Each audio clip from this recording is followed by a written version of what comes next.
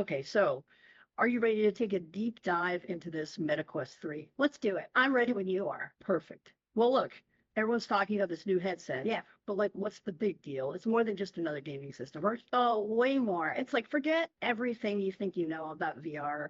This is different. Difficult horror. Different. Awesome. Think of it less like a game console and more like a portal to a whole bunch of different experiences. Okay, I'm intrigued. So walk me through it. What is it about the Quest 3 that has everyone so hyped? Well, the Quest 3 is interesting because it brings together some seriously advanced tech. We're talking next level stuff here. But at the same time, they've managed to make it super user friendly. That's important because let's be real, VR hasn't always had the best track record when it comes to being easy to use. Yeah, for sure. But with the Quest 3, Meta seems to be going for something that anyone can pick up and enjoy, techie or not. You know, one of the biggest things they're highlighting. Let me guess. Is it the display? You got it. They're really talking up this significantly higher resolution display, which, okay, in the real world, higher resolution, that's great and all. Yeah. But in VR, how much of a difference does that actually make? Huge difference. It's night and day. Imagine you're watching a movie. Okay, I'm with you. And it's all pixelated, blurry, you can barely tell what's going on. That's what low resolution VR is like. Now, imagine watching that same movie in crystal clear 4K. Okay, yeah, I get it. Sharper, clearer, more realistic. Exactly. We're talking being able to read text in VR without even squinting or seeing every little detail on like a virtual sculpture. It's all about making those experiences feel as real as possible and more immersive, I bet. If you can't see the pixels, you're more likely to believe what you're seeing. Totally. It just pulls you right in. But it's not just about the display. They've also packed in the new Snapdragon XR2 Plus chip. Now, I'll admit, I'm not a tech wizard. Yeah. So in plain English, what does that even mean? What does this new chip actually do? Think of it like this.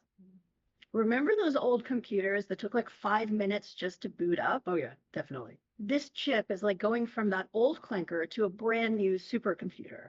It makes everything smoother, faster, more responsive. Like I said, next level. Okay, now that is exciting. They're also talking about this intuitive hand tracking, so no more controllers. Well, that's the idea. It's all about ditching the controllers and letting you use your bare hands to interact with the VR world. So it's like those futuristic movies where people are just waving their hands around. Sign me up. Well, it's not quite there yet, but it's getting close. The tech is still evolving, but think about the possibilities. What kind of possibilities are we talking about? Imagine sculpting in a virtual world using just your hands, or feeling the weight of a virtual object when you pick it up. That's the kind of thing they're going for. Total natural interaction. Wow. Okay. That's a lot. So are they getting rid of controllers completely? No, they still have them. They've actually redesigned them to be even more comfortable and precise. So you've got options, right? Go controller free or stick with what feels good. Options are always good. But speaking of mixing the virtual and the real world, what's the deal with this pass-through mode? Ah, yes. That's I was reading that it lets you see your surroundings, like your actual living room, while you're still in the headset. Is that right? You got it. It's like a magic window into the real world without taking off the headset. That's pretty amazing when you think about it. It is. It's super convenient too. Need to grab a drink, no problem. Want to make sure you're not about to walk into a wall. Easy. No more accidental VR-induced stumbles. You all been there? Oh, maybe. Okay. Yeah, I may have tripped over the coffee table once or twice while in VR, safety first. But seriously, this pass-through mode sounds like a game changer.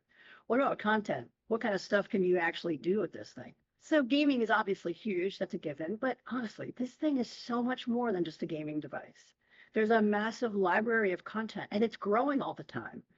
Educational experiences, creative tools. We're even talking virtual travel experiences that are so immersive, you'll think you actually went there. No way. So I could explore ancient Rome without even leaving my couch. Exactly. Or climb Mount Everest, or walk on the moon. The possibilities are literally endless. This is blowing my mind.